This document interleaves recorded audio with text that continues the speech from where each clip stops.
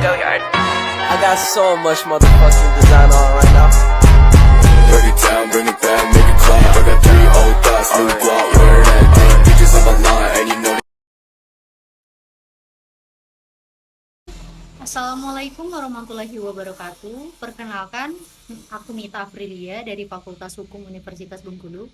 Di sini aku akan menyampaikan materi hukum dagang terkait dengan hukum jual beli perusahaan.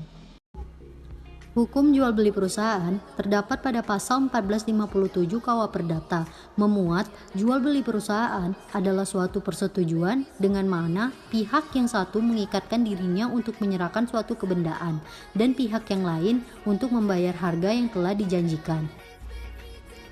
Hukum jual beli perusahaan juga termuat pada pasal 1313 KUH Perdata.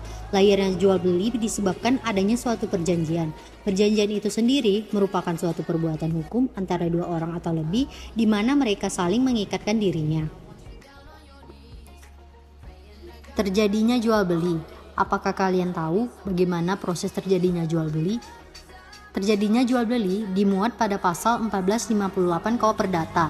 Terjadinya jual beli antara pihak yang bersangkutan dengan adanya kesepakatan tentang benda tersebut walaupun bendanya belum diserahkan atau harganya belum dibayar. Dalam hal ini berlakunya asas konsensualisme. Apa kalian tahu macam-macam jual beli? Nah, di sini saya akan menjelaskan macam-macam jual beli.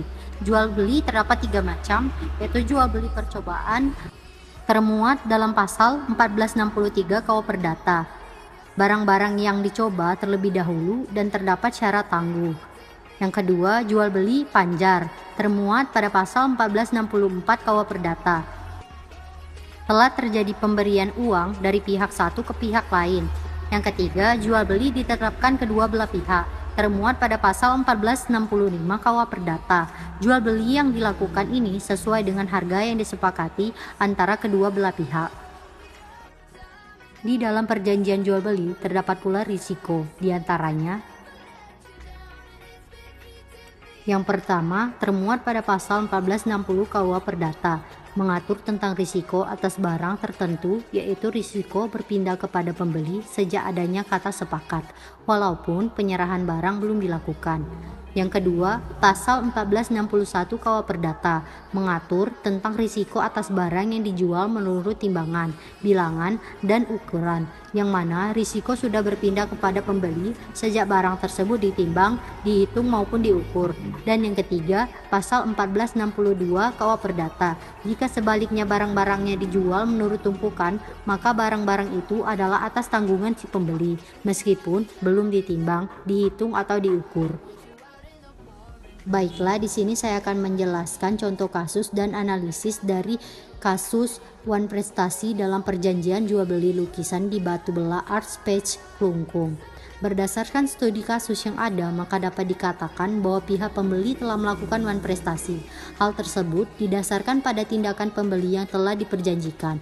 Maka dari itu, pihak pembeli dapat diminta ganti rugi berdasarkan pasal 1243 KUH Perdata yang bunyinya, penggantian biaya kerugian dan bunga karena tak dipenuhinya suatu perikatan mulai diwajibkan bila pembeli walaupun telah dinyatakan lalai, tetap lalai untuk memenuhi perikatan itu, atau jika sesuatu yang harus diberikan atau dilakukannya hanya dapat diberikan atau dilakukannya dalam waktu yang melampaui waktu yang telah ditentukan. Dalam kasus ini, pembeli ingin membeli lukisan yang dilukis oleh penjual yang bergerak di bidang seniman yang beralamatkan di Jalan Raya Klungkung, Batu Bela Art Space, yang telah membuat lukisan atau karya seni di Bali. Banyak di antaranya yang terselesaikan dengan baik, namun ada beberapa penjualan yang mengalami kasus wan prestasi, salah satunya dengan pihak pembeli dalam membeli lukisan yang akan dibawa ke Jakarta. Pihak pembeli lalai karena tidak membayarkan apa yang seharusnya menjadi kewajiban dari pembeli.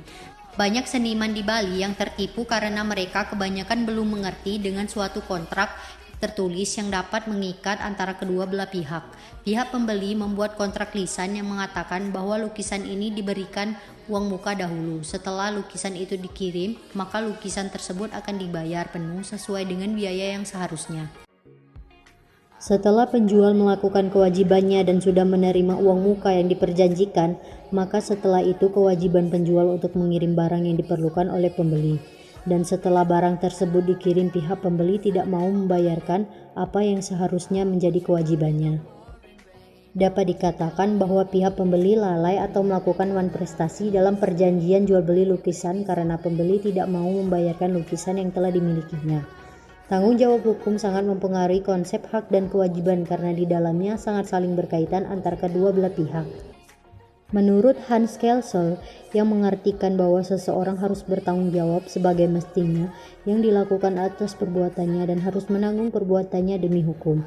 Berdasarkan hasil wawancara dengan pihak penjual yang bernama Bapak Sujana bekerja sebagai pelukis atau seniman di Batu Belah Art Space yang salah satu tempat kesenian yang bergerak di bidang jasa melukis dan membuat karya seni yang beralamatkan di Jalan Bypass Klungkung, Bali. Wanprestasi yang dilakukan oleh pihak pembeli merupakan kesalahan murni dari pihak pembeli sehingga kewajiban dan seharusnya dijalankan tetapi tidak dijalankan.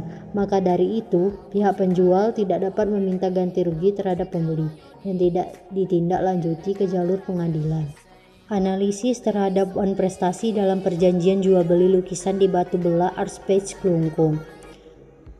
Dalam pasal 1238 KUH Perdata mengatakan bahwa debitur dinyatakan lalai dengan surat perintah atau dengan akta sejenis itu, atau berdasarkan kekuatan dari perikatan sendiri, yaitu bila perikatan ini mengakibatkan debitur harus dianggap lalai dengan lewatnya waktu yang ditentukan.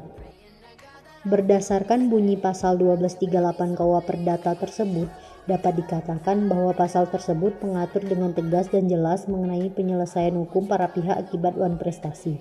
Perikatan itu terjadi karena adanya perjanjian yang telah dibuat karena sejak perikatan itu berlaku dan selama perikatan tersebut berlaku, kemudian pihak pembeli melakukan perbuatan itu, maka ia dinyatakan telah lalai atau wanprestasi. Dalam hal ini, pihak penjual berkali-kali telah menghubungi pihak pembeli untuk mencari penyelesaian dari perjanjian yang telah disepakati.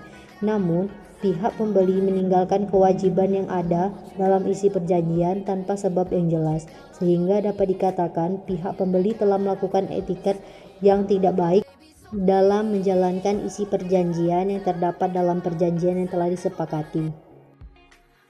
Secara umum, sengketa perjanjian jual beli dapat diselesaikan dengan dua cara, yaitu penyelesaian sengketa melalui jalur lembaga peradilan atau litigasi, atau melalui jalur penyelesaian di luar pengadilan non-litigasi. Litigasi adalah persiapan dan presentasi dari setiap kasus, termasuk juga memberikan informasi secara menyeluruh sebagaimana proses dan kerjasama untuk mengidentifikasi permasalahan dan menghindari permasalahan yang tak terduga. Jadi, dapat dikatakan bahwa jalur litigasi adalah penyelesaian masalah hukum melalui jalur pengadilan, sedangkan non-litigasi adalah jalur non-litigasi berarti menyelesaikan masalah hukum di luar pengadilan. Jalur non-litigasi ini dikenal dengan penyelesaian sengketa alternatif. Penyelesaian perkara di luar pengadilan ini diakui di dalam peraturan perundangan di Indonesia. Itulah materi terkait dengan jual beli perusahaan. Sekian, terima kasih. Wassalamualaikum warahmatullahi wabarakatuh. Semoga bermanfaat bagi kita semua. Bring it back, make it clap. I got 3 old thoughts, new